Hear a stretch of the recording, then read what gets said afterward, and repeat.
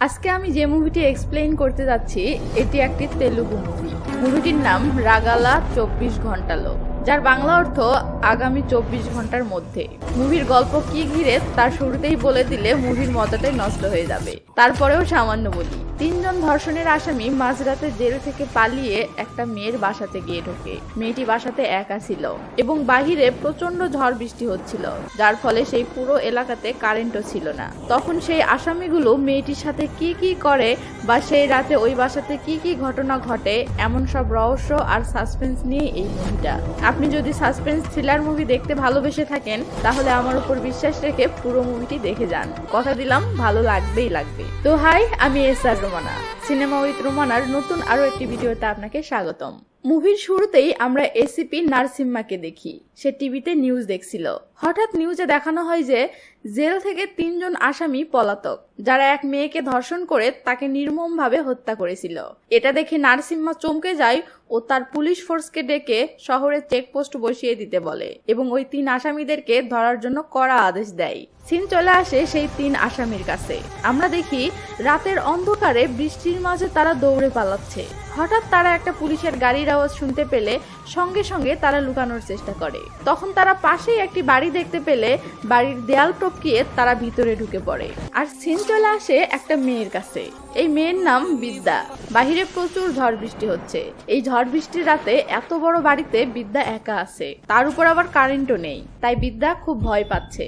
ঠিক তখনই সে পাশের রুমে কিছু একটা পড়ে যাওয়ার শব্দ পায়। ভয়ে ভয়ে সে পা টিপে টিপে সেই রুমে গেলে কি যেন দেখে পুরো শক খেয়ে যায়। ক্যামেরা ফোকাস সেদিকে গেলে আমরা দেখি সেই 3 জন আসামি বিদ্যার বাসাতেই ঢুকেছে এবং তারা বিদ্যার সামনেই দাঁড়িয়ে আছে। বিদ্যা এদেরকে দেখে ভয়ে একটা চিৎকার দিয়ে সেখান থেকে পালাতে শুরু করলে তারা 3 জনও বিদ্যার পিছন পিছন ছুটতে লাগে।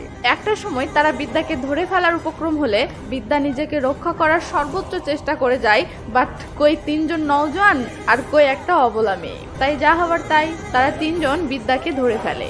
এরপর তারা বিদ্যার মুখে চেপে ধরে বলে, একদম চুপ, আমরা ধর্ষণের আসামি, পুলিশ আমাদেরকে খুঁজতেছে, আমাদেরকে এখানে থাকতে দিন, নয়তো কিন্তু আপনাকেও এখন ধর্ষণ করে মেরে ফেলবো।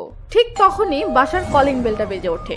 এটা শুনে আসামিগুলো তো রীতিমতো ভয় পেয়ে যায়। বিদ্যা দরজাটা খুলতে এগিয়ে গেলে আসামিগুলো এসে বিদ্যাকে হুমকি দিয়ে বলে, পুলিশ কিংবা যে কেউই হোক না কেন আমাদের ব্যাপারে বললে আপনার খবর আছে। এই বলে আসামিগুলো উপরতলায় গিয়ে লুকাতে লাগে আর বিদ্যা দরজা খুলতে এগিয়ে যায়। আসামিগুলো রুমের একটা আলমারিতে লুকাতে গেলে আলমারি থেকে একটা লাশ বের হয়ে আসে। তখন তাদের চিৎকার শুনে বিদ্যা দরজাটা না খুলে সোজা উপরতলায় চলে আসে। রুমে ঢুকে এসব দেখে বিদ্যাও রীতিমতো শক খেয়ে যায়। তখন সবাই মিলে লাশটা আবার আলমারিতে ঢুকায়, সাথে আসামিগুলোও আলমারিতে লুকিয়ে পড়ে। বিদ্যা নিচে এসে দরজাটা খুলে দেখে তার প্রতিবেশী আব্বাস এসেছে। আব্বাস চট করে ভিতরে ঢুকলে বিদ্যা বলে, ও এখন বাসাতে নেই। তখন আব্বাস বলে, এই জন্যই তো এসেছি।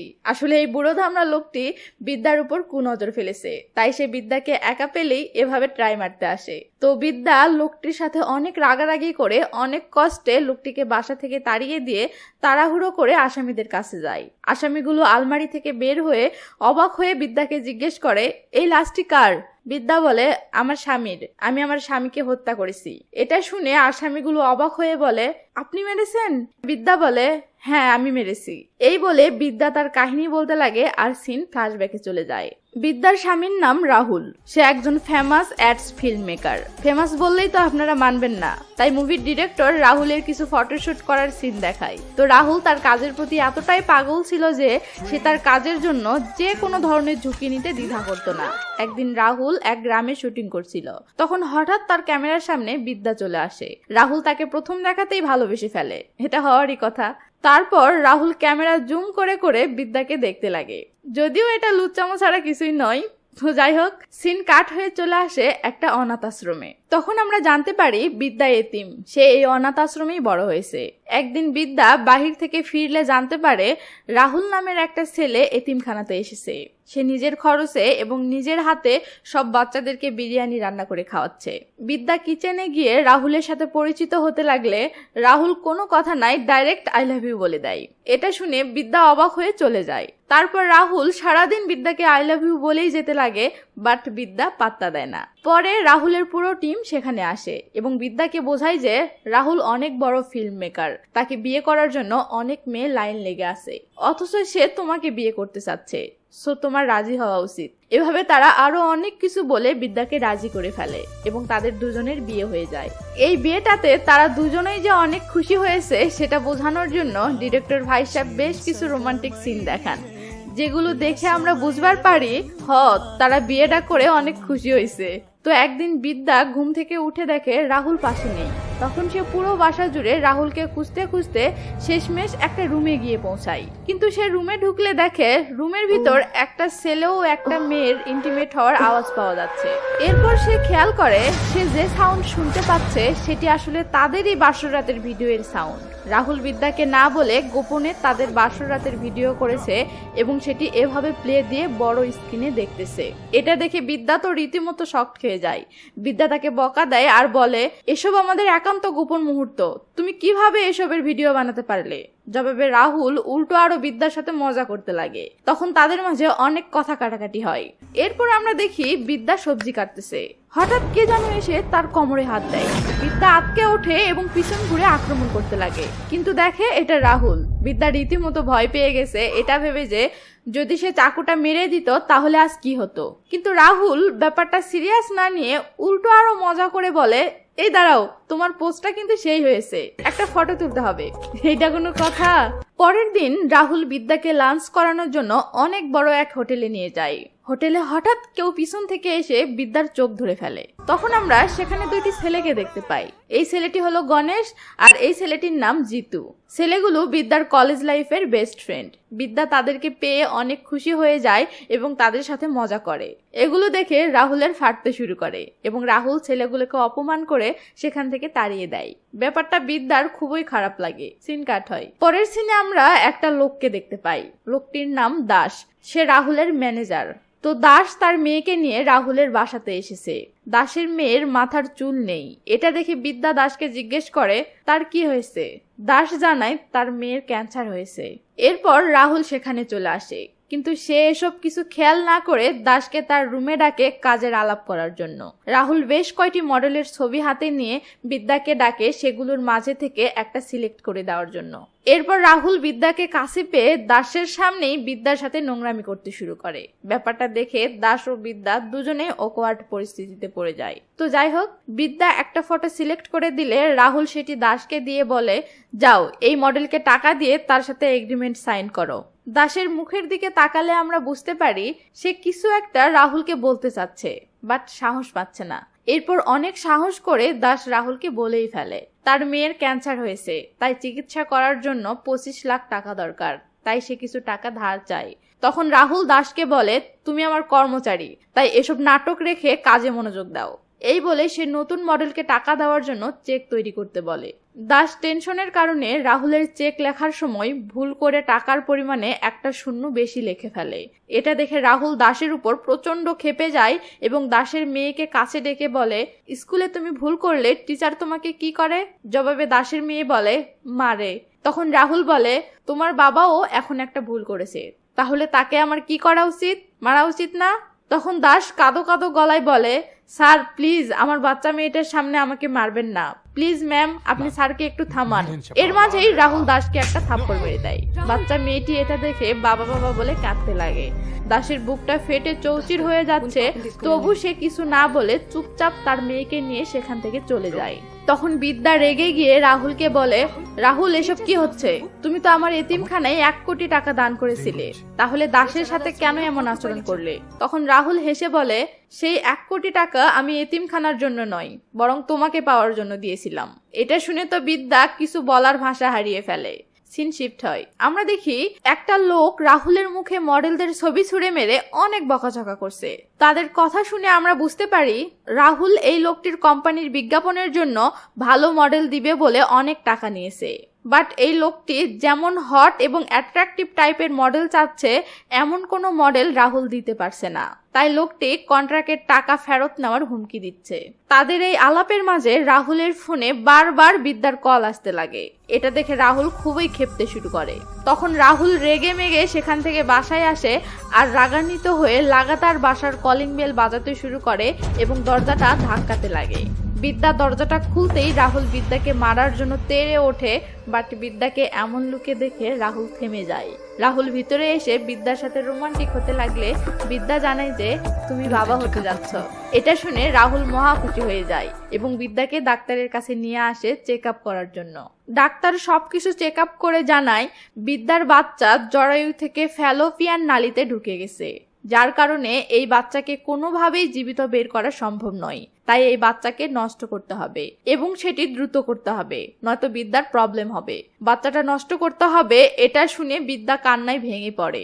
তখন রাহুল ডাক্তারকে বলে বিদ্যা আমার কাছে বেশি গুরুত্বপূর্ণ, তাই তাকে বাঁচাতে যা ভালো হয় সেটিই করুন। এরপর বিদ্যার অপারেশনের প্রস্তুতি শুরু হলে রাহুল একটা জরুরি কাজের কথা বলে বিদ্যার কাছ থেকে বিদায় নিয়ে চলে যায়। এরপর আমরা দেখি রাহুল কোম্পানির ওই লোকটাকে একটা মডেলের ফটো দেখাচ্ছে। যে ফটোটি দেখে লোকটি বলতেছে এমন একটা সেক্সি মডেলই তো আমি চাই। ক্যামেরা ফোকাস মডেলের ফটোর দিকে চলে আসে। কি এটা তো বিদ্যা, তার মানে রাহুল টাকা আর নিজের সুনামের জন্য বিদ্যাকেই। সিন চলে আসে বিদ্যার কাছে। নার্স বিদ্যাকে বলে তুমি জরায়ু কেটে ফেলতে চাচ্ছ কেন? এটা করলে তো আর কোনোদিন বাচ্চা নিতে পারবে না। এটা শুনে বিদ্যা ঝটকা খেয়ে যায় ও বলে জরায়ু কেটে ফেলতেছি মানে? তখন নার্স বলে তুমি জানো না তোমার স্বামী তো তোমার জরায়ু কেটে ফেলে দেওয়ার জন্য আমাদেরকে বলেছে। এটা শুনে বিদ্যার ভিতরটা দুমড়ে মুচড়ে চুরমার হয়ে যায় আর সিন বর্তমানে শিফট হয়। আমরা দেখি এগুলো শুনে বিদ্যার সাথে সাথে আসামি 3 জনও কান্না করছে। তাদের মাঝে একজন বলে ওঠে এমন জানোয়ারকে মেরে ফেলাই উচিত। সিন আবার অতীতে চলে যায়। বিদ্যা রাহুলকে থাপ্পড় দিয়ে জিজ্ঞেস করে এমন কেন করলে? তখন রাহুল বলে বাচ্চা হলে তোমার এত সুন্দর শরীর নষ্ট হয়ে যাবে, আর আমি এত সহজে তোমার শরীর নষ্ট হতে দিব না, তোমাকে মডেল হতে হবে। তখন বিদ্যা রেগে গিয়ে রাহুলকে ছেড়ে চলে যেতে চাইলে রাহুল বলে যেখানে খুশি যাও, কিন্তু যাওয়ার আগে তোমার একটা নুড ফটোশুট করতে দাও। এটা শুনে বিদ্যা আবারও তাকে একটা থাপ্পড় দেয় এবং এসব করতে না করে দেয়। তখন রাহুল তাদের বাসর রাতের ভিডিওটা দেখিয়ে ব্ল্যাকমেইল করা শুরু করে এবং বলে তুমি রাজি না হলে এটা নেটে ছেড়ে দিব, তাই ভেবে দেখো কি করবে। এই বলে রাহুল বিদ্যার সামনে থেকে চলে যায় আর বিদ্যা অসহায়ের মতো কাঁদতে লাগে। এর পরের সিনে আমরা দেখি গণেশ বলতেছে আমি ওকে ছাড়বো না, ওকে মেরেই ফেলবো। আসলে বিদ্যা তার এই ফ্রেন্ড গণেশকে বাসায় ডেকে এনে সব খুলে বলেছে, আর সেগুলো শুনেই গণেশ এভাবে খেপে গেছে। ঠিক তখনই সেখানে রাহুল ও দাস চলে আসে এবং রাহুল সব শুনে ফেলে। তখন রাহুল গণেশকে বলে তুই আমাকে মারতে চাস, ওকে দেখি কে কাকে মারে। এই বলে রাহুল গণেশকে আক্রমণ করলে তাদের মাঝে অনেক মারামারি শুরু হয়ে যায়। এক পর্যায়ে গিয়ে গণেশ রাহুলকে মেরে ফেলতে গেলে বিদ্যা তাকে আটকায় এবং বোঝানোর চেষ্টা করে যে তুমি ফিউচারে আইপিএস হতে চাও, তাই এসব খুন খারাপিতে জড়ালে তোমার ক্যারিয়ারটা নষ্ট হয়ে যাবে। কিন্তু গণেশ কিছুতেই শান্ত হচ্ছিল না। তখন বিদ্যা তার উপর রেগে যায় এবং তাকে সেখান থেকে তাড়িয়ে দেয়। গণেশ চলে যাওয়ার পরে রাহুল বিদ্যাকে মারার জন্য আক্রমণ শুরু করে দেয়। বিদ্যা পালাতে লাগলে রাহুল ও বিদ্যার পিছনে ছুটতে লাগে এবং একসময় বিদ্যা পড়ে যায়। তখন রাহুল তার পা ধরে ফেলে। রাহুল বিদ্যাকে চাকু মারার ট্রাই করলে বিদ্যা তাকে লাঠি দিয়ে ফেলে দেয়, ফলে তার হাত থেকে চাকুটা পড়ে যায়। তখন বিদ্যাই সেই চাকুটা নিয়ে দৌড়ে গিয়ে রাহুলের পেটে ঢুকিয়ে দেয়, আর এভাবেই বিদ্যা নিজের স্বামীকে মেরে ফেলে। সিন বর্তমানে চলে আসে। আসামিগুলো হঠাৎ লক্ষ্য করে বাসা ধোঁয়া দিয়ে ভরে গেছে। তখন কোথায় আগুন লেগেছে এটা দেখার জন্য সবাই উপরের ফ্লোরে দৌড় দেয়। উপরে এসে তারা দেখে একটা রুমের পর্দায় আগুন লেগেছে। তখন আসামিগুলো আগুন নেভানোর চেষ্টা করতে লাগে, আর বিদ্যা রুম থেকে বারান্দায় এসে এটা ভাবতে লাগে যে কে এই আগুনটা লাগালো। ঠিক তখনই ক্যামেরা ফোকাসে দাস চলে আসে। আমরা দেখি সে দূরে একটা গাছের আড়ালে দাঁড়িয়ে আছে। এতক্ষণ পর্যন্ত তো মুভিটাতে সোজাভাবে গল্প চলছিল, এবার একটা একটা করে ধামাকা হওয়া শুরু হবে আপনার মাথা ঘুরিয়ে দেওয়ার জন্য। প্রস্তুতি নিয়ে নেন। তো আগুন নেভানোর পর আসামিগুলো বিদ্যাকে জিজ্ঞেস করে আপনি এখন কি করবেন? বিদ্যা বলে আমি নিজেকে পুলিশের কাছে সারেন্ডার করে দিব। তখন আসামিগুলো তাকে এটা করতে মানা করে এবং বলে আমরা রাহুলের লাশ পুড়িয়ে ফেলবো। এরপর আসামিগুলো রাহুলের লাশটা কার্পেটে পেঁচিয়ে গাড়িতে তোলে। বিদ্যা ড্রাইভিং সিটে বসে আর আসামিগুলো পিছনের সিটে লুকিয়ে থাকে। বিদ্যা গাড়ি চালিয়ে রাহুলেরই একটা ফার্ম হাউসের ঠিকানাতে যেতে লাগে, কারণ সেখানে কেউ থাকে না। কিছু পথ যাওয়ার পর পথে পুলিশের চেকপোস্ট দেখে বিদ্যা গাড়ি থামায়। তখন সেখানে এসিপি নারসিম্মাকে দেখে আসামিগুলো রীতিমতো ভয় পেয়ে যায় এবং বিদ্যাকে গাড়ি ঘুরিয়ে নিয়ে পালাতে বলে। বাট তখনই সব দিক থেকে গাড়ি এসে জমা হওয়ার কারণে বিদ্যা আর সেখান থেকে বের হতে পারে না। তখন বিদ্যার মাথায় একটা আইডিয়া আসে। সে পুলিশের কাছে গিয়ে বলে, স্যার প্লিজ আমাকে একটু দ্রুত যেতে দিন, আমি একজনকে রক্ত দিতে যাচ্ছি। তখন পুলিশটি বলে, আপনার নাম ও ফোন নাম্বার লিখে চলে যান। বিদ্যা সেগুলো লেখলে পুলিশটি একটা কনস্টেবলকে বলে, ম্যাডামের গাড়িটা এখনই চেক করে তাকে যেতে দাও। এটা শুনে বিদ্যার তো 12টা বেজে যায়। কনস্টেবলটি গাড়িটি চেক করতে আসতেছে দেখে আসামিগুলো ভয়ে সিটের নিচে লুকিয়ে পড়ে এবং ভয়ে ঘামতে শুরু করে। কনস্টেবলটি গাড়ির ডিক্কি খুলতেছে, এই লাশটা বের হলো। ঠিক তখনই রঞ্জন নামের একটা পুলিশ এসে ডিক্কিটা বন্ধ করে দেয় আর বলে, শোনোনি, ম্যাডাম বললো সে রক্ত দিতে যাচ্ছে, তোমার মানবতা বলতে কি কিছুই নেই নাকি? পান খেয়ে খেয়ে তোমার মাথা নষ্ট হয়ে গেছে। এই বলে রঞ্জন বিদ্যাকে বলে, ম্যাডাম আপনি যান। বিদ্যা লাশটি নিয়ে ফার্ম হাউসে আসলে আসামিগুলো রাহুলের লাশটি পুড়িয়ে ফেলে।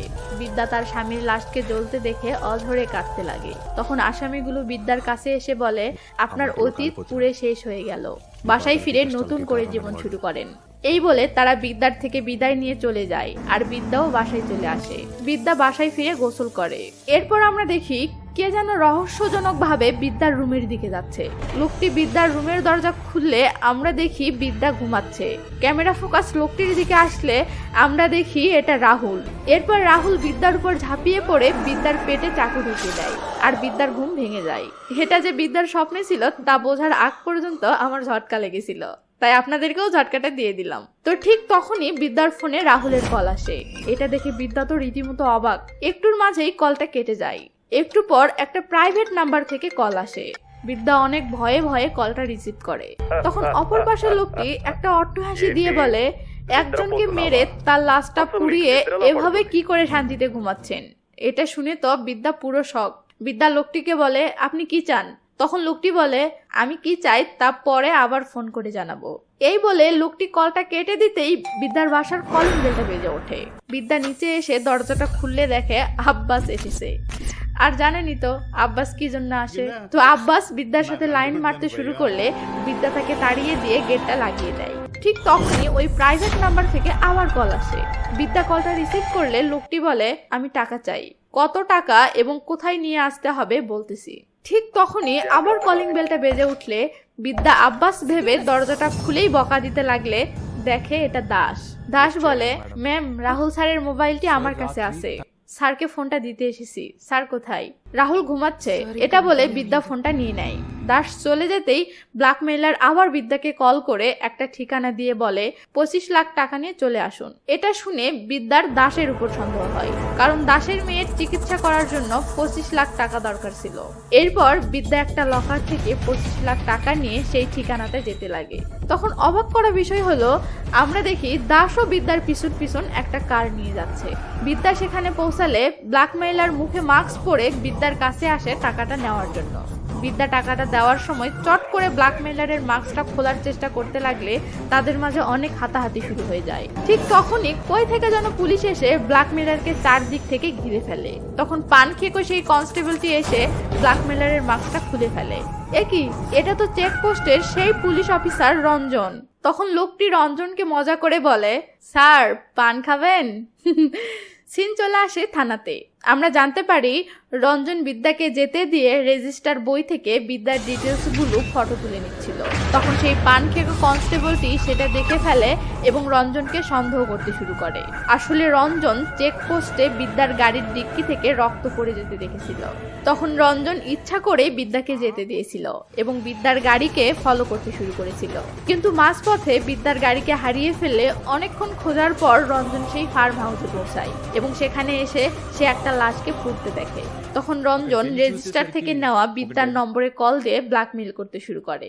আর পান খেকো কনস্টেবলটি সেই শুরু থেকেই লুকিয়ে রঞ্জনের উপর নজর রেখেছিল। তাই সে এভাবে রঞ্জনকে ধরে ফেলল। এরপর এসিপি নারসিম্মা বিদ্যাকে জিজ্ঞাসাবাদ করতে শুরু করলে বিদ্যা জানায় যে সে যাকে হত্যা করেছে সেটি তার স্বামী, আর তার স্বামী হলো বিখ্যাত ফিল্ম মেকার রাহুল। এটা শোনার সাথে সাথে এসিপি নারসিম্মা চমকে যায় এবং তার পুরো পুলিশ ফোর্সকে ডেকে ফার্ম হাউস ও বিদ্যার বাসাতে তৎক্ষণাৎ যেতে বলে হত্যার নমুনা সংগ্রহের জন্য। বিদ্যা এসিপি নারসিম্মার সামনেই বসে আছে। এমন সময় বিদ্যার ফোনে গণেশের কল আসে। তখন এসিপি কলটা ধরে লাউড স্পিকার দিয়ে কথা বলতে বলেন। বিদ্যা কলটা রিসিভ করলে গণেশ বলে, বিদ্যা, কালকের ওই ঘটনার পর থেকে আমি খুব চিন্তায় আছি, না জানি তোমার কি হয়, তুমি ঠিক আছো তো? তখন এসিপি বিদ্যার থেকে ফোনটা নিয়ে নিজের পরিচয়টা দেয় এবং গণেশকে এখনই থানায় উপস্থিত হতে বলে।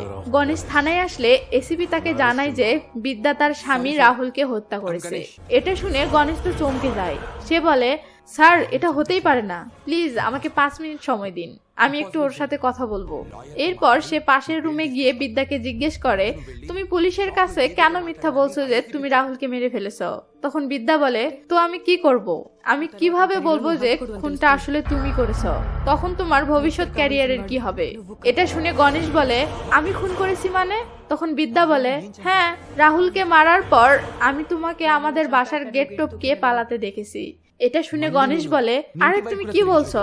তুমি যখন আমাকে চলে যেতে বলেছিলে তখনই তো আমি চলে গেছিলাম, আর ফিরে আসিনি। তখন বিদ্যা অবাক হয়ে বলে, কি বলো? তাহলে রাহুলকে মেরে গেটের উপর দিয়ে যে পালালো সে কে ছিল? এসিপি তাদের এসব কথা শুনে ফেলে। তখন বিদ্যা এসে বলে, স্যার, আমি ভেবেছিলাম গণেশ খুনটা করেছে, তাই আমি তাকে বাঁচানোর জন্য নিজের উপর দোষটা নিয়েছিলাম, কিন্তু এখন আমরা বুঝতে পারলাম খুনটা অন্য কেউ করেছে। এরপর বিদ্যা এসিপিকে সেদিনের সেই আসল ঘটনাটা বলতে লাগে। বিদ্যা জানায় যে রাহুল তাকে মারার জন্য তাড়া করলে বিদ্যা একটা রুমে ঢুকে দরজা বন্ধ করে দেয়।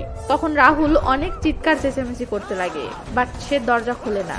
কিছুক্ষণ পর সে রাহুলের কোনো শব্দ না পেয়ে দরজা খুলে বাহিরে আসলে দেখে রাহুলকে কে যেন খুন করেছে। ঠিক তখনই সে জানালা দিয়ে দেখে কেউ একজন তাদের বাসার গেট টপকিয়ে পালিয়ে গেল। সেভাবে এটা গণেশ হয়তো, তাই সে গণেশের ভবিষ্যতের কথা ভেবে খুনের দোষটা নিজের উপর নিয়েছে। এগুলো শুনে এসিপি জিজ্ঞেস করে, তোমরা দুজনের মাঝে কেউই খুনি না, তাহলে খুনটা কে করলো? ঠিক তখনই একটা পুলিশ এসিপিকে কল করে জানায় যে বাড়ির পাশে একটা রক্ত মাখা ছুরি তারা পেয়েছে। তখন এসিপি সেটিকে ফরেনসিক ল্যাবে পাঠাতে বলে। পুলিশ ছুরির উপর পাওয়া ফিঙ্গারপ্রিন্ট মেলানোর জন্য গণেশ ও বিদ্যার ফিঙ্গারপ্রিন্ট নেয়, কিন্তু কারো ফিঙ্গারপ্রিন্টই সেটির সাথে ম্যাচ করে না। তখন এসিপি বিদ্যাকে জিজ্ঞেস করে, গণেশ ও রাহুলের যখন হাতাহাতি হচ্ছিল তখন সেখানে আর কে ছিল? তখন বিদ্যা বলে, দাস ছিল, কিন্তু হাতাহাতির পরে দাসকে কেন জানি আর দেখতে পাইনি। এটা শুনে এসিপি বিদ্যাকে ফোন দিয়ে দাসকে কল করতে বলে। বিদ্যা দাসকে কল দেয়, কিন্তু দাসের মোবাইল বন্ধ পাওয়া যায়। তখন এসিপি শিওর হয় দাসই এই খুনটা করেছে। এসিপি পুলিশদেরকে ডেকে দাসকে গ্রেপ্তারের নির্দেশ দিলে তারা দাসের বাসায় গিয়ে দেখে সে তার বাসায় তালা লাগিয়ে পালিয়ে গেছে। এটা শুনে এসপি শকড খায় এবং আরো শিওর হয় যে খুনটা দাসই করেছে। সিন চলে আসে দাসের কাছে। আমরা দেখি সে বউ বাচ্চা নিয়ে কোথায় যেন যাচ্ছে। তাদের ফেস এক্সপ্রেশন দেখে আমাদের সন্দেহ আরো পাকাপোক্ত হয়। এরপর এসিপি বিদ্যা ও গণেশকে নির্দোষ হিসেবে ছেড়ে দিলে বিদ্যা বাসায় চলে আসে। বিদ্যা বাসায় এসে শুয়ে থেকে টেনশন করছে। ঠিক এমন সময় রাহুলের ফোনে কার জন্য একটা মেসেজ আসে। মেসেজটি দেখে বিদ্যা কেন জানি তাড়াহুড়ো করে ল্যাপটপ ওপেন করে কি যেন দেখে এবং সাথে সাথেই তাড়াহুড়ো করে এসিপি নারসিম্মার বাড়িতে চলে যায়। কিন্তু বিদ্যা সেই বাসাতে কারো কোনো সাড়া না পেয়ে ভিতরে ঢুকে এদিক সেদিক কাউকে খুঁজতে লাগে। ঠিক তখনই বিদ্যা দেখে একটা রুম থেকে সেই 3 জন আসামি বের হচ্ছে। এটা দেখে বিদ্যার মাথায় তো আকাশ ভেঙে পড়ে। সেভাবে এরা এসিপির বাসাতে কি করে? এদের সাথে তাহলে এসিপির কি সম্পর্ক?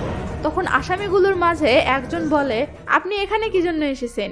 জবাবে বিদ্যা বলে, আমি এসিপির কাছে জানতে এসেছি আমার স্বামী রাহুলের সাথে তার কি সম্পর্ক, কারণ আমি রাহুলের মোবাইলে একটা মেসেজ পেয়েছি যেটি এসিপি রাহুলকে পাঠিয়েছে। যে মেসেজে লেখা, মেঘনা কেস 3 এর আসামিরা পালিয়ে গেছে, সাবধানে থেকো। এই মেঘনার সাথে রাহুলের কি সম্পর্ক, আর এই মেঘনার সাথে তোমাদেরই বা কি সম্পর্ক? তখন আসামিগুলো তাদের কাহিনী বলতে লাগে আর সিন পিছনে চলে যায়। মুভির শুরু থেকেই এদেরকে আসামি আসামি বলে এতক্ষণ পার পেয়ে গেছি, কিন্তু এখন আর পসিবল না। তাই চলুন এদের সাথে পরিচয় করিয়ে দেই। এ হলো রেজা, এর নাম পুনিত আর এর নাম আদিত্য। এরা আলাদা আলাদা গ্রামের হলেও শহরে কাজের জন্য এসে এরা একে অপরের বেস্ট ফ্রেন্ড হয়ে গেছে। একদিন পুনিতের গার্লফ্রেন্ড মেঘনাও অনেক বড় মডেল হওয়ার স্বপ্ন নিয়ে এই শহরে আসে এবং এদের সাথেই থাকতে শুরু করে। রেজা ও আদিত্য মেঘনাকে আপন বোনের মতো দেখতো। একদিন এই তিনজন মেঘনার ছবি নিয়ে রাহুলের ম্যানেজার দাসের কাছে যায় মেঘনাকে মডেলিং এ চান্স দেওয়ার জন্য। মেঘনা সিলেক্ট হয় এবং রাহুল মেঘনার ইন্টারভিউ নেওয়ার জন্য তার অফিসে ডাকে। ইন্টারভিউর দিন এরা তিনজন মেঘনাকে নিয়ে রাহুলের অফিসে আসে। মেঘনা এদেরকে বাহিরে বসিয়ে রেখে ইন্টারভিউ রুমে যায়। মেঘনা ভিতরে ঢুকলে রাহুল তার রুম থেকে দাসকে যেতে বলে। দাস যাওয়ার সময় রুমের দরজাটা লক করে দিয়ে চলে যায়। এরপর রাহুল মেঘনাকে অনেক দামি একটা নেকলেস পরতে বলে। মেঘনা সেটা পরলে রাহুল বলে, এবার শুধু এই নেকলেসটা রেখে বাকি সব কাপড় খুলে ফেলো। এটা শুনে তো মেঘনা চমকে যায়। তখন রাহুল বলে, অত ঢং করো না, তাড়াতাড়ি খুলে ফেলো। তখন মেঘনা রাজি না হয়ে সেখান থেকে চলে যেতে চাইলে রাহুল রেগে যায় এবং মেঘনার সাথে জোর জবরদস্তি করতে লাগে। তখন মেঘনা চট করে রাহুলকে একটা থাপ্পড় মেরে বসে। তখন রাহুল খেপে গিয়ে মেঘনাকে পেটাতে লাগে এবং পেটাতে পেটাতে মেঝেতে ফেলে দেয়। মেঘনার চিৎকার শুনে এরা তিনজন দৌড়ে আসে, কিন্তু দরজা লক থাকার কারণে তারা দরজা খুলতে পারে না। রাহুল রাগের মাথায় মেঘনার গলার উপর পা তুলে দিয়ে চেপে ধরে থাকে। মেঘনার নিঃশ্বাস বন্ধ হয়ে আসতে লাগে। এরা তিনজন অসহায়ের মতো বাহির থেকে চিৎকার করে যাচ্ছে, কিন্তু কিছুই করতে পারছে না। একটা সময় মেঘনা একদম নিস্তেজ হয়ে পড়ে। তখন তারা দরজার গ্লাস ভেঙে দরজাটা খুলে ভিতরে ঢুকে পড়ে এবং দৌড়ে এসে মেঘনাকে নর্মাল করার চেষ্টা করে, কিন্তু দেখে মেঘনা মারা গেছে। তখন রেজা দৌড়ে গিয়ে রাহুলকে আক্রমণ করতে লাগলে রাহুল রেজার মাথায় আঘাত করে। তখন তাদের মাঝে মারামারি শুরু হয়ে যায়। পুনিত রাহুলের গলা টিপে ধরলে রাহুলের জান যায় যায় অবস্থা। ঠিক তখনই কেউ পিছন থেকে এসে পুনিতের মাথায় আঘাত করে। ক্যামেরা ফোকাস ঘুরতেই একই, এটা তো এসিপি নারসিম্মা। তখন আমরা বুঝতে পারি এসিপি নারসিম্মা রাহুলের পালিত কুত্তা। কুত্তা বললাম কারণ কুকুর বলে গালি দিয়ে স্যাটিসফ্যাকশন পাচ্ছিলাম না। তো এসিপি নারসিম্মা এদের শরীরে নেশার ইনজেকশন দিয়ে এবং এদের নাকে মুখে ড্রাগ ঢেলে দিয়ে ব্যাপারটাকে এমনভাবে সাজাতে লাগে যেন এরা তিনজন নেশা করে মেঘনাকে রেপ করেছে এবং হত্যা করেছে। রাহুল সিগারেট দিয়ে মেঘনার ফেস পুড়িয়ে দিতে গেলে হঠাৎ মেঘনার হুঁশ ফিরে আসে। এটা দেখে রেজা বলে, স্যার সে বেঁচে আছে, প্লিজ ওকে হাসপাতালে নিয়ে যেতে দেন। তখন এসিপি আবার মেঘনার গলায় পা তুলে দিয়ে মেঘনাকে মেরে ফেলে। সিন আবার বর্তমানে চলে আসে। রেজা বলে, এভাবেই আপনার স্বামী এবং এসিপি আমাদেরকে খুনের দায়ে ফাঁসিয়েছে, তাই আমরা রাহুল ও এসিপিকে মারার প্ল্যান করি এবং আমরা জেল থেকে পালিয়ে সোজা আপনার বাসাতে যাই। তখন সিন আবার অতীতে চলে যায়। আমরা দেখি রাহুল বিদ্যার রুমের দরজা অনেক ধাক্কানোর পরেও যখন খুলতে পারে না, তখন সে নিচে চলে আসে এবং একটা রড দিয়ে দরজাটা ভাঙার জন্য আবার উপরে যেতে লাগে। ঠিক তখনই রাহুল সেই তিনজনকে দেখতে পেয়ে চমকে যায়। রাহুল বলে, তোরা এখানে কি করতে এসেছিস? তখন তারা বলে, তোকে খুন করার জন্য এসেছি। এটা শুনে রাহুল ক্ষেপে যায় এবং তাদের মাঝে মারামারি শুরু হয়ে যায়। অনেক মারামারির পর একটা পর্যায়ে গিয়ে পুনিত রাহুলের পেটে ছুরি ঢুকিয়ে দিলে রাহুল মাটিতে লুটে পড়ে যায়। তখন পুনিত ক্ষোভে চিৎকার করে বারবার বলতে লাগে, মর শালা মর, মর, মরে যা। রাহুল মারা গেলে এরা রাহুলের পেট থেকে ছুরিটা বের করে নিয়ে বাহিরে এসে সেটা ফেলে দেয়। এরপর তারা দেয়াল টপকিয়ে বের হতে লাগে। দুইজন আগে বের হয়ে যায়, কিন্তু শেষের জন বের হওয়ার সময় বিদ্যা তাকে দেখে ফেলে। এরপর তারা রাস্তায় বের হলে পুলিশের গাড়ি দেখতে পায় এবং আবার পুনরায় রাহুলের বাসাতে ঢোকে, কিন্তু তারা ফিরে এসে সেখানে রাহুলের লাশ দেখতে না পেয়ে চমকে যায়। ঠিক তখনই সেখানে বিদ্যা চলে আসে এবং তাদেরকে দেখে ফেলে। তারপরের বাকি কাহিনী তো আপনারা জানেনই। সিন আবার বর্তমানে চলে আসে। পুনিত বিদ্যাকে বলে, আপনি যখন আমাদেরকে বলেছিলেন যে আপনি আপনার স্বামীকে খুন করেছেন, তখন আমরা চমকে যাই। আমরা ভাবি খুনটা তো আমরা করেছি, অকারণে আপনি ফেসে যাচ্ছেন, তাই আমরা রাহুলের লাশটা পোড়ানোর জন্য আপনাকে সাহায্য করি। এখন বলেন, রাহুলের মতো এসিপি কেও মেরে ফেলা আমাদের উচিত কিনা? বিদ্যা যেই না বলে, মেরে ফেলা ওকে। করে এসে বিদ্যা শেষ করে যায়। বিদ্যা মাটিতে লুটে পড়ে যায়। আমরা দেখি এসিপি বন্দুক হাতে সামনে দাঁড়িয়ে আছে, সাথে সাথে তিনজন আত্মরক্ষা করার জন্য লুকিয়ে পড়ে। তখন এসিপি এসে বিদ্যার মাথায় বন্দুক ধরে এবং সবাইকে বের হয়ে আসতে বলে। রেজা দৌড়ে এসে এসিপিকে ধাক্কা দিলে এসিপি পড়ে যায় এবং তার হাতের বন্দুকটা ছিটকে যায়। এরপর তাদের মাঝে অনেক হাতাহাতি শুরু হয়ে যায়। একটা পর্যায়ে এসিপি আদিত্যকে লাথি মারলে আদিত্য ছিটকে বাহিরে চলে আসে। তখন এসিপিও বাহিরে আসে এবং বন্দুক নিয়ে আদিত্যকে গুলি করার প্রস্তুতি নেয়। এই গুলি করলো ঢাস। ঠিক তখনই বিদ্যা গাড়ি নিয়ে এসে এসিপিকে ধাক্কা দেয়। এসিপি আবার উঠে পড়ে এবং তাদের মাঝে আবার হাতাহাতি শুরু হয়ে যায়। এসিপি একটা রড হাতে নিয়ে বিদ্যার দিকে তেড়ে আসে, এই ঢুকে দিল। ঠিক তখনই পুনিত একটা ছক্কা মেরে দেয় আর এসিপি মাটিতে পড়ে যায়। এরপর রেজা একটা পাথর তুলে এনে এসিপির বুকে ধ্যাম করে মেরে দেয়। ব্যাস, কাজ হয়ে যায়। সিন চলে আসে হাসপাতালে। সেখানে আমরা দাসের মেয়ে ও তার বাবা মাকে দেখতে পাই। আমরা দেখি বিদ্যা দাসকে 25 লাখ টাকা দিচ্ছে তার মেয়ের চিকিৎসা করানোর জন্য। তখন দাস তার নিজের কাহিনী বলতে শুরু করে। সে বলে, ওই দিন স্যার আর গণেশ যখন মারামারি করছিল তখন আমি আমার মেয়ের চিকিৎসার সেই 25 লাখ টাকা চুরি করার জন্য আপনাদের লকার রুমে যাই, কিন্তু লকার খুলতে পারি না। হঠাৎ চিৎকার শুনে বাহিরে এসে দেখি ওই 3 জন মিলে স্যারকে মারছে। আমি ভয়ে আবার লুকিয়ে পড়ি। কিছুক্ষণ পর আবার এসে দেখি আপনি স্যারের লাশের পাশে কাঁদছেন। আমি এসব দেখে পালানোর চেষ্টা করছিলাম, বাট আপনি বাসার মাঝখানে দাঁড়িয়ে তাদেরকে আপনার কাহিনী শোনাচ্ছিলেন। তাই আপনাদের মনোযোগ সরানোর জন্য আমি পর্দায় আগুন লাগিয়ে দেই। তখন আপনারা আগুন নেভাতে ব্যস্ত হয়ে পড়েন আর আমি সেখান থেকে পালিয়ে যাই। এগুলো বলে দাস বিদ্যার কাছে ক্ষমা চাই, সেই সাথে তার মেয়ের চিকিৎসার ব্যবস্থা করানোর জন্য ধন্যবাদও জানাই। পরের সিনে আমরা দেখি বিদ্যা সবকিছু ছেড়ে আবার সেই এতিমখানাতে ফিরে আসে আর মুভিটা এখানেই শেষ হয়ে যায়। আপনি এত দূর পর্যন্ত এসেছেন, তার মানে ভিডিওটি আপনার ভালো লেগেছে। তো যদি ভালো লেগেই থাকে তাহলে লাইক দিতে কিপটামো কিসের? লাইকটা দিয়ে যান। আর হ্যাঁ, আপনি আমার চ্যানেলটি সাবস্ক্রাইব না করে এভাবে যে লুকিয়ে লুকিয়ে ভিডিও দেখেন, এটা থানায় জানাবো। পুলিশ এসে কিন্তু ধরে নিয়ে যাবে। তো ভালো থাকবেন সবাই, বাই বাই।